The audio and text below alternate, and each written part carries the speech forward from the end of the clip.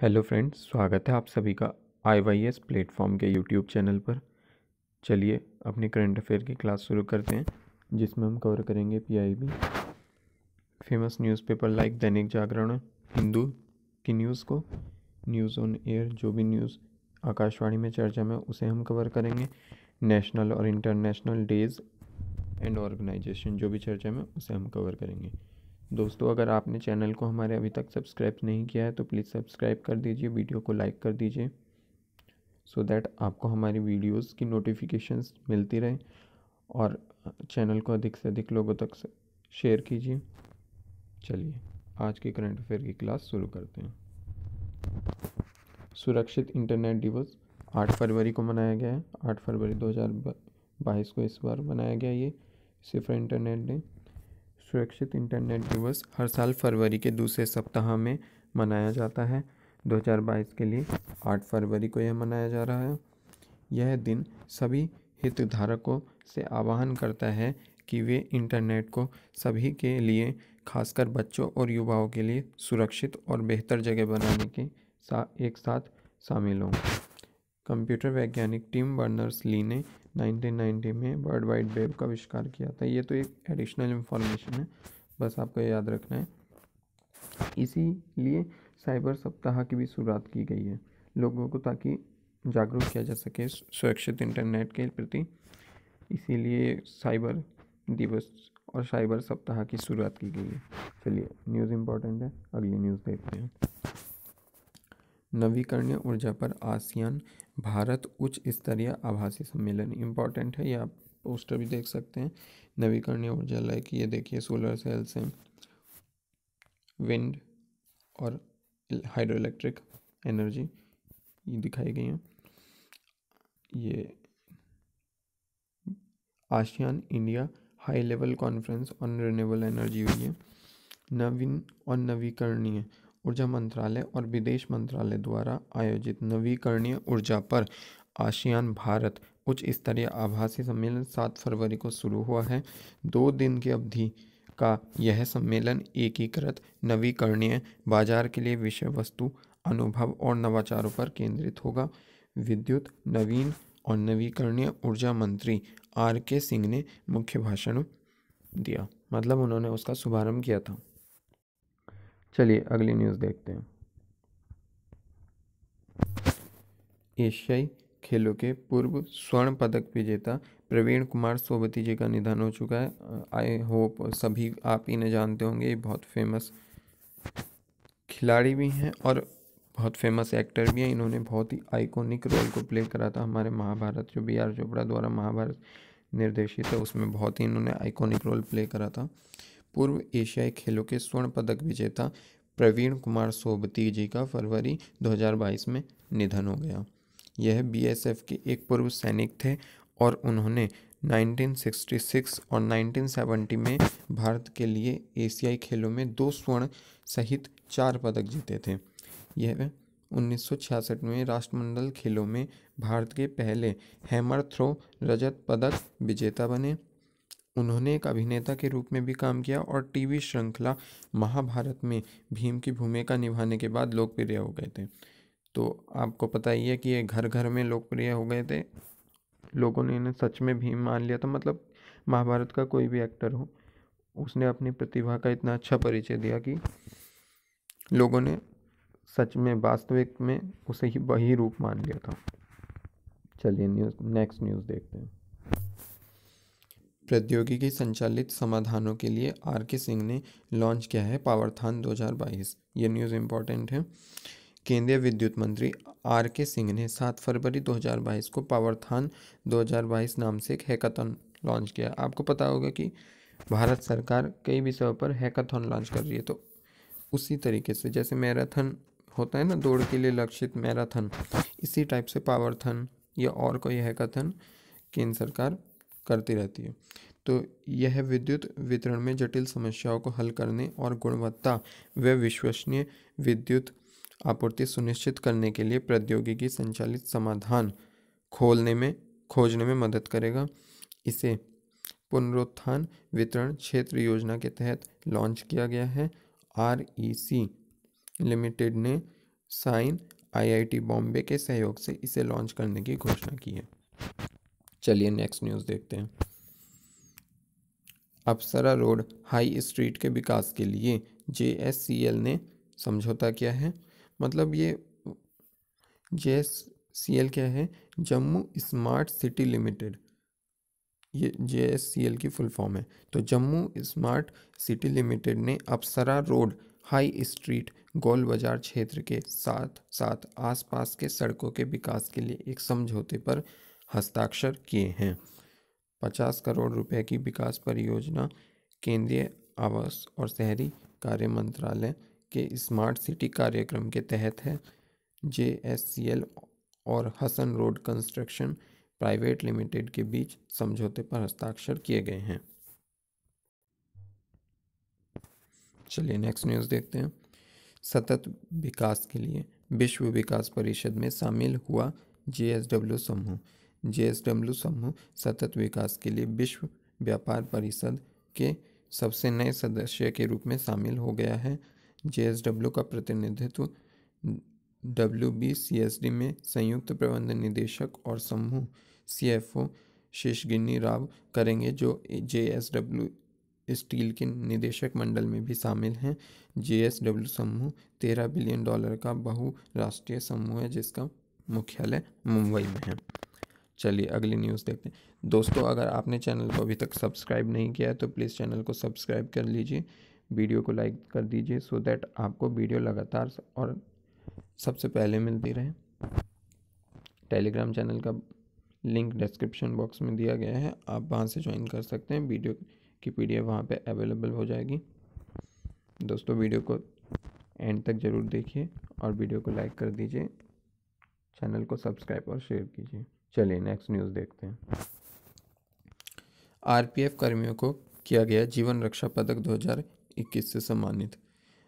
भारत के राष्ट्रपति ने भारतीय रेलवे सुरक्षा बल के 7 कर्मियों के जीवन रक्षा श्रृंखला पुरस्कार 2021 से सम्मानित करने की मंजूरी दी है।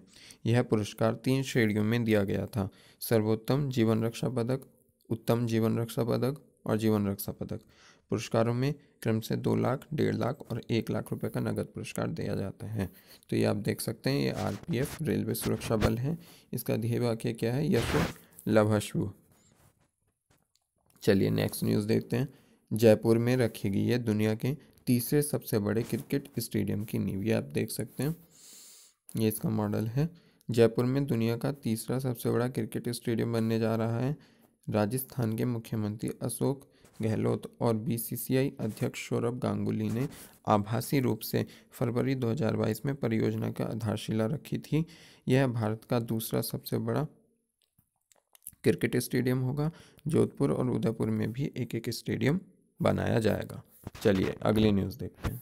वो न्यूज़ इंपॉर्टेंट थी, उसे याद रखिए। 2021 में ADB ने भारत को रिकॉर्ड 4.6 बिलियन अमेरिकी डॉलर का ऋण दिया है। एशियन डेवलपमेंट बैंक ने, एशियन विकास बैंक ने 2021 में भारत को रिकॉर्ड 4.6 बिलियन में ऋण प्रदान किया, जिसमें कोरोना वायरस प्रतिक्रिया के लिए इतना ऋण है USD 1.5 बिलियन टीके की खरीद के लिए था और 300 मिलियन शहरी क्षेत्रों में प्राथमिक स्वास्थ्य देखभाल और देश के भविष्य के लिए महामारियों की तैयारियों को मजबूत करने के लिए है। एजेंसी ने 12 राज्य परियोजनाओं के लिए 2.2 बिलियन $US का समर्थन भी दिया है। तो आप देख सकते हैं कि 4.6 में से स्वास्थ्य के लिए दिया गया है 1.8, जिसमें से 1.5 तो है 1.5 बिलियन टीके की खरीद के लिए है और 300 मिलियन देश की भविष्य की महामारियों की तैयारियों को मजबूत करने के लिए। न्यूज़ इंपॉर्टेंट है, याद रखिए कि एशियन डेवलपमेंट बैंक ने 4.6 बिलियन अमेरिकी डॉलर का ऋण दिया है। चलिए अगली न्यूज़ देखते हैं। HDFC म्यूचुअल फंड ने निफ्टी 100 आधारित 2 इंडेक्स फंडों के NFO लॉन्च किए हैं। आपने को पहले भी बताया होगा शायद मैंने कि HDFC ने अपना म्यूचुअल फंड जारी किया था निफ्टी 100। तो HDFC एसेट मैनेजमेंट कंपनी ने दोहरे new fund offer NFO, HDFC Nifty 100 index fund और HDFC Nifty 100 equal weight index fund launch करने की घोषणा की है। वे भारत के सबसे बड़ी कंपनियों में निवेश करेंगे जो निफ्टी 100 इंडेक्स का हिस्सा हैं। Nifty 100 index free floor market cap के आधार पर वेट देता है और निफ्टी 100 इंडेक्स वेट इंडेक्स सभी घटकों के समान वेट देता है। चलिए अगली न्यूज़ देखते हैं। HDFC ERGO ने शुरू की साइबर सचेत बीमा पॉलिसी। ये जनरल इंश्योरेंस कंपनी ने अपनी साइबर सचेत बीमा पॉलिसी लॉन्च करने की घोषणा की है। इसका उद्देश्य व्यक्तिगत ग्राहकों के लिए साइबर से संबंधित डिजिटल जोखिमों को कम करना और उन्हें इंटरनेट बीमाकृत रखना है। ग्राहक ₹2 प्रतिदिन से कम के मामूली प्रीमियम पर पॉकेट आकार के बीमा कवर के साथ इंटरनेट बीमा कवर करवा सकते हैं। बीमा राशि 10K से ₹5 करोड़ तक होती है। चलिए अगली न्यूज़ देखते हैं। मुकेश अंबानी को पछाड़ एशिया के सबसे अमीर व्यक्ति बन गए हैं गौतम अडानी। आई होप आपने ये न्यूज़ सुनी होगी। गौतम अडानी एशिया के सबसे अमीर व्यक्ति बन गए हैं। ब्लूमबर्ग बिलियनियर्स इंडेक्स के अनुसार 7 फरवरी को उनकी कुल संपत्ति ये लिख रही है $88.5 बिलियन तक पहुंच गई है। उन्होंने मुकेश अंबानी जी को पीछे छोड़ दिया है, जिनकी कुल संपत्ति इसी समय में $87.9 बिलियन आंकी गई है। अडानी ने अपने समूह को दुनिया का सबसे बड़ा अक्षय ऊर्जा उत्पादक बनने में मदद करने के लिए 2030 तक कुल $70 बिलियन का निवेश करने का वादा किया है। ये आप देख सकते हैं गौतम अडानी है। न्यूज़ काफ़ी इंपॉर्टेंट है, ध्यान रखिए। चलिए अगली न्यूज़ देखते हैं। नासा ने 2030 में अपने अंतर्राष्ट्रीय अंतरिक्ष स्टेशन को सेवानिवृत्त करने के लिए घोषणा कर दी है। ठीक है, अंतर्राष्ट्रीय अंतरिक्ष स्पेस स्टेशन ये आप देख सकते हैं 2030 तक अपना संचालन जारी रखेगा और फिर प्रशांत महासागर में पॉइंट निमे में समा जाएगा। तो नासा द्वारा 7 फरवरी को इसकी घोषणा की गई थी।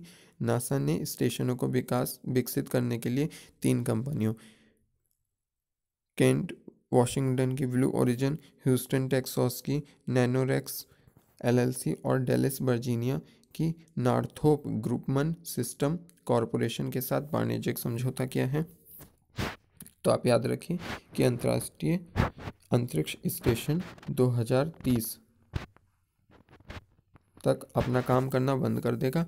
और इससे भी बड़ी इंपॉर्टेंट न्यूज़ ये है कि जब ये अपना काम करना बंद करेगा, इसने अपना काम बंद करने की घोषणा करी है, उसी टाइम पर इंडिया ने घोषणा करी है कि 2030 से उनबे या इसरो स्पेस में अपना स्पेस स्टेशन बनाएंगे। तो ये न्यूज़ बहुत इंपॉर्टेंट है। नासा ने ये घोषणा करी है कि अंतर्राष्ट्रीय स्पेस स्टेशन अपना काम करना बंद कर देगा और भारत ने घोषणा करी है कि वो एक अंतरिक्ष स्टेशन उपलब्ध कराएंगे। तो ये आप सोच सकते हो कितनी बड़ी बात होगी कि भारत अपना स्पेस स्टेशन लॉन्च करेगा 2030 तक अंतरिक्ष में। बहुत इंपॉर्टेंट न्यूज़ है ये, वेरी वेरी इंपॉर्टेंट न्यूज़ है, इसे ध्यान में रखिए। चलिए अगली न्यूज़ देखते हैं। IIT गांधीनगर के शोधकर्ताओं ने पानी विलवणीकरण तकनीक को विकास किया है। ये आप IIT गांधीनगर देख सकते हैं इमेज में।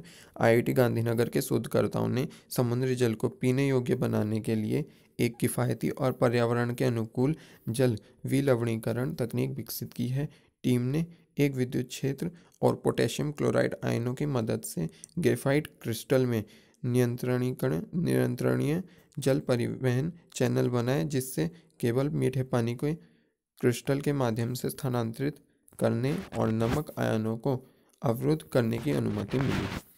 तकनीक के बारे में बताया गया है। आप याद रखिए कि IIT गांधीनगर ने एक टेक्नोलॉजी डेवलप की है। चलिए न्यूज़ इंपॉर्टेंट है, अगली न्यूज़ देखते हैं।